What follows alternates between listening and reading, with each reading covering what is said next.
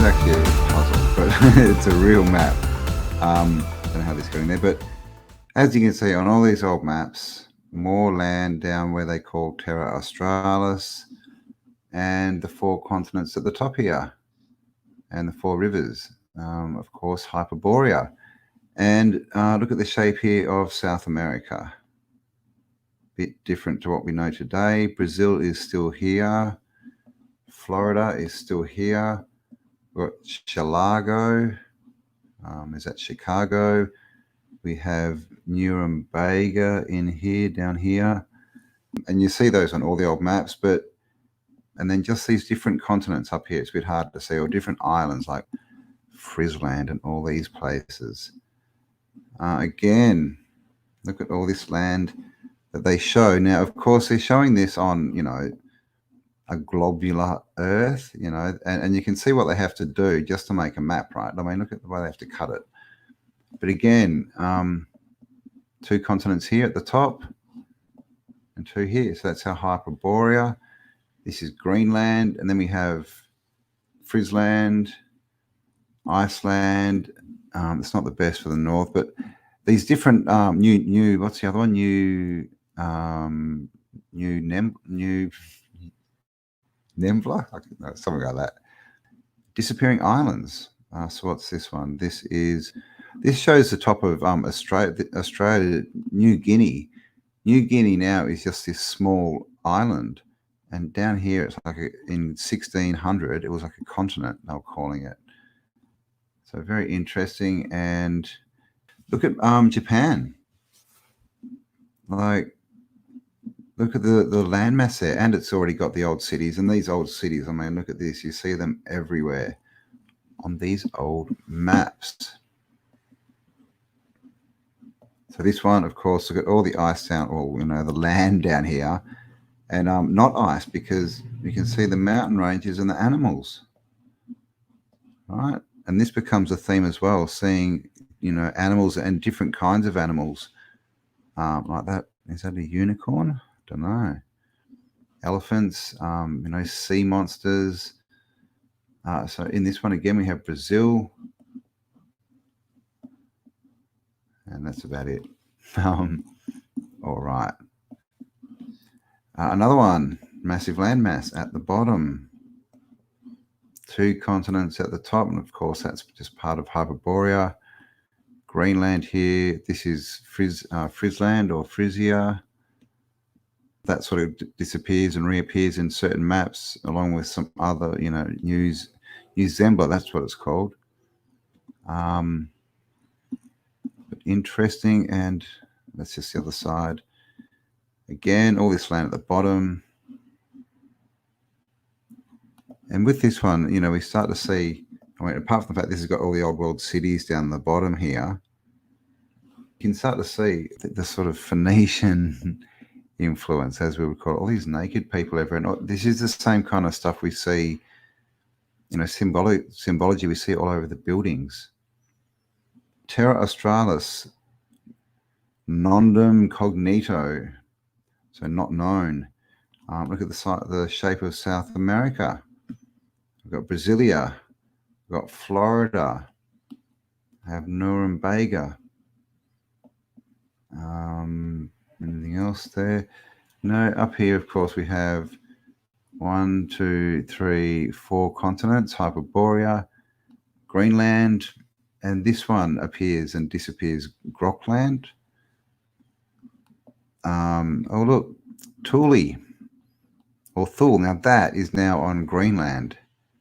Thule is now on Greenland, and here it's shown on Iceland, which of course has no ice on it, and Greenland is green.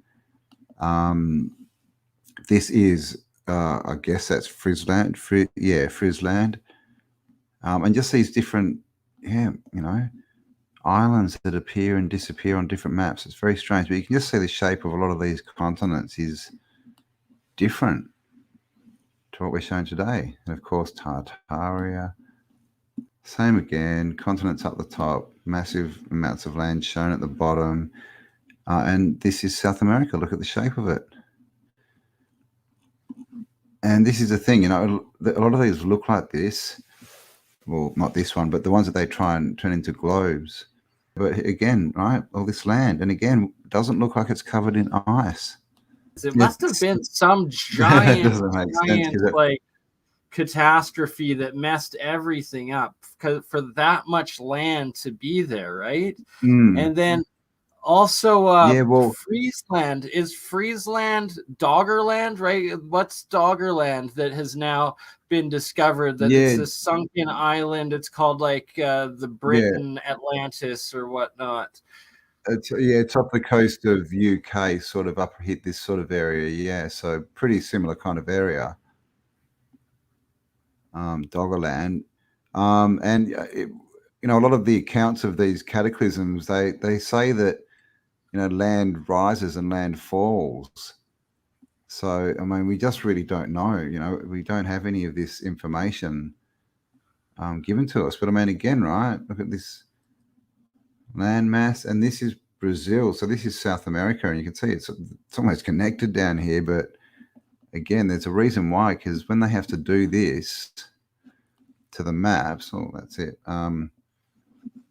They have to change the shapes of them, and we've all seen what they do with Google Earth, as far as trying to circle the square, I guess. Okay, so you may have seen this map before. This is the Monty's 10-foot planisphere of 1587. Okay, so this is the map, and it's 10 foot, and this was found, right, apparently, like sort of 10 years ago, and this was the map. So what did they do? The guy who bought it, or I guess he owns it, this is David Rumsey. The first thing he did is he copied it, and then he did this. He started cutting it into little pieces, like the copied bit, not the original. See, with all these funny angles, right, and these curves. They made all these little bits. And why do you think they did that? Any guesses? Any guesses? Oh, here we have all the kings. So that's doesn't pretty cool. add up. That'd be awesome. Well, because they wanted to put it on. Oh, gosh, if we can find it. See, this is all the cuts. This is what they did. Look at all these cuts. This is what they turned that 10-foot planisphere into. So they basically brought it down to smaller sizes, took away all the outside, so they could do that.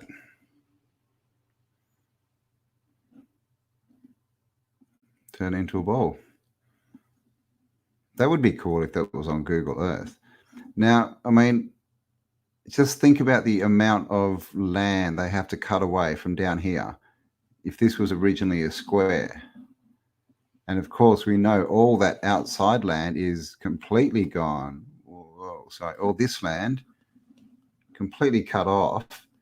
But all this is why all the maps we have and all the globes are wrong, because they have to cut in and make this outside ring the same size as this dot, is what they basically have to do. So, yeah, that's the first thing they did with this map. And of course, if you haven't seen this, davidrumsey.com, it's just on the first page if you scroll down, and this is pretty cool. And of course, 10 foot, who makes a 10-foot map, right? Maybe people that are like 12 foot tall, who knows? But it shows the same thing. 4 continents in the middle, funny shaped continents, as far as what we see them as. All these extra, lands up here. So we've got Iceland, which is green and covered in cities. Icaria, Friesland,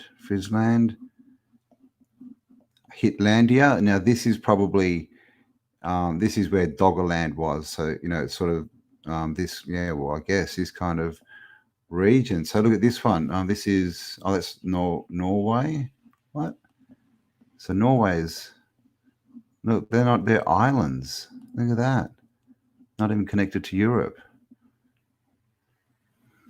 And just, yeah, everything's pretty much different. This is Africa, Africa. And you can see Africa, this is the Sahara, right? And these are all, there's just water everywhere and cities and trees all across the Sahara. And of course, the shape, because see how splayed out Africa is?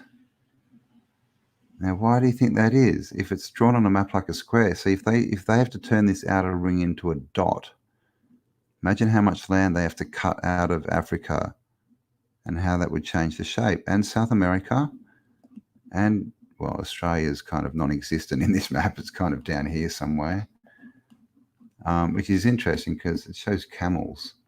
They tell us that camels weren't here. But yeah, so this is the map, the 1587. So again, this is the story is that this was made from source maps. So is this really from 1587 or that, the 1500s, or is it showing a world that was, who knows, hundreds or thousands maybe of years prior? But it definitely shows a crap load more land, right? Look at all this stuff. And none of it frozen. And also in the middle, right, no ice. Right, this is all green with flowing rivers, flowing water. So there you go.